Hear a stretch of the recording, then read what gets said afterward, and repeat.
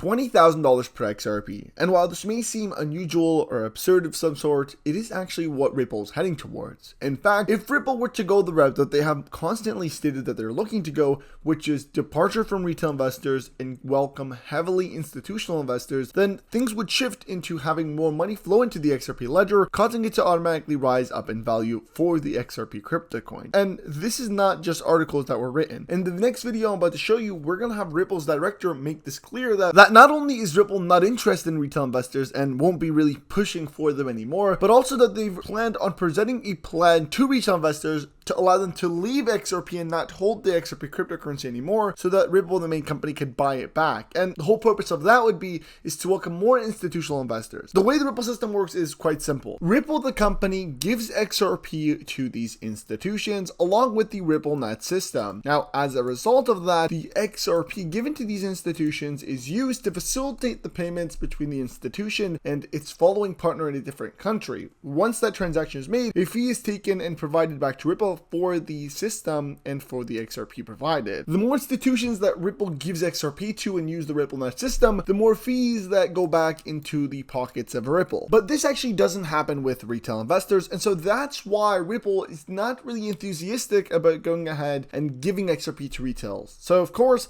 let's go ahead and roll the clip to where the director of Ripple clearly cites they don't want retail investors. They have a plan to actually make retail investors leave XRP. So let's roll the clip. Many people are using cryptos just to buy and sell and make quick gains out of it. Does it hurt the growth of cryptocurrencies, that usage for a quick buck? So it's kind of chicken and egg. You have to create a marketplace. And right now we have about 150, 200 exchanges around the world that trade in XRP. A lot of it, as you say, is very shallow trading by individuals, and that is not the use case that we are pursuing. What we are pursuing is the use of XRP as a financial asset by sophisticated institutions as a bridging mechanism. So does this hurt or harm? Well, it creates a lot of noise, and we certainly don't want that much noise, but we're waiting. And for example, this last quarter, the bulk of XRP sales were to institutional investors. And as this transitions away from retail to institutions who start to use it for wholesale, financial usage, that's when the turning point will come. Now, as shown in the clip, and as Ripple's director made it clear, they're not looking for retail investors. Neither do they prefer retail investors. Rather, they would much rather go out and buy back the XRP from the retail people, give it to the institutions, and thus begin making money and revenue off of the fees that this XRP is actually generating them per transaction. And this is the whole point. Whether we like it or not, Ripple wants to buy back XRP from retail investors because that is exactly what accumulates Ripple, the company, revenue. Now, shifting onto the price, because in the article that we showed you guys originally, it speculated the price of $20,000 and XRP surpassing Bitcoin's price. So how legitimate is that in terms of the aspect of can it even hit XRP $20,000 plus?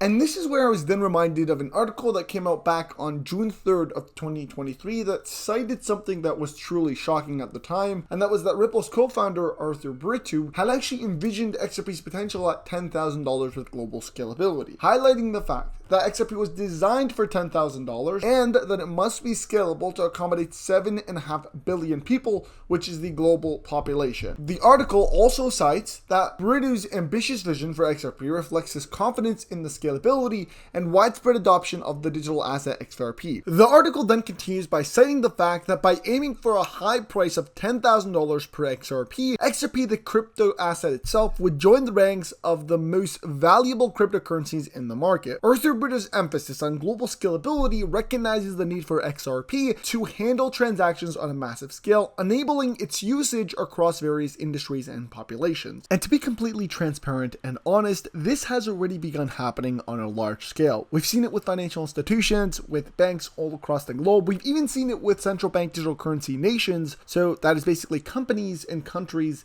that are looking to build central bank digital currencies, going ahead and working with Ripple to do so and using the XRP ledger. But now things have even gone on a larger scale when Elon Musk thinks of going ahead and creating a cryptocurrency and using it to facilitate payments for X.com, the everything app that is going to be a major portion related into the financial sector and facilitating payments. And to this, we got the senior representative at Ripple going ahead and talking about how X should use and most likely will end up using XRP. Here he is, Brendan Berry. Looking at his profile, he's the senior head of payment products at Ripple, and he's previously worked at Amazon, Slack, and a bunch of others. Now, keep in mind, here is his tweet within regards to XRP. Now, he quote tweeted Cointelegraph, which states X's ad revenue sharing sparks speculation on crypto payment. Could there be a possibility of crypto integration on this platform? Here is the reply. If X wants to become the best place on the internet to earn a living, as Elon tweeted, crypto has to be on Elon's mind. Here are my personal thoughts / musing as to how thread. To be honest and to be the best, you can't think US only. The universe of creators needed to be paid in the cryptocurrency or the currency / country of their choice. If I were a creator, this would be the top of my wish list. However, it's likely an average check for a creator will be small. After X pays for the FX cost, until wire fees, etc., it could cost X more to send funds than the actual creator's paycheck itself, especially if X didn't pre-position funds in a destination market. Also very capital intensive. Additionally, X would need to acquire creators to already have a bank account to get paid, which is restrictive in itself. 20% of the world's population is unbanked. Traditional means of paying someone cross-border in fiats are far from instant. Currently average multiple days in many corridors, which can hardly live up to Elon's definition of the best. Enter crypto. If X were to leverage crypto to pay creators, X would be able to pay creators instantly while providing an incredible amount of currency flexibility. Fiat-backed stablecoins as well as public cryptos like Bitcoin, ETH, and XRP, etc. have various upsides and are all broadly accessible. If X really wants to differentiate, they could pay their creators immediately / 24 hours a day through using crypto. X could pay a creator using crypto every hour. For example, revenue generated through content engagement related ad revenues. Furthermore, by partnering with others who can support crypto off-ramps as mentioned in this article, the creators can immediately liquidate the crypto for fiat if they choose, and have an instant access to fiat in their country. Best of all, X crypto would likely be cheaper for them to pay creators. X gets an influx of working capital, eliminating pre-funding, international wire fees, and creators get real-time payments in the currency of their choice. A true win-win situation. Overall, this is actually quite substantial for both X and XRP, and it makes perfect sense what was stated. If you use XRP, you could facilitate the payments to the content creators in a very cheap and quick, way, and at the same time, Twitter, or formerly known as TwitterX.com, could actually benefit by not having to spend a large sum of money as capital to be held in these countries to go ahead and pay these content creators. So overall, it's a win-win situation. But the individual / customer client content creator wins, and at the same time, X actually wins as well. That's going to be the end of the video. I hope you guys did enjoy it. If you guys did, give it a thumbs up, subscribe to the channel, and tap the like button as well. And as always, don't forget to follow me on my Twitter, as I'm always posting the latest news there, and you get the news first. Thank you so much, and peace!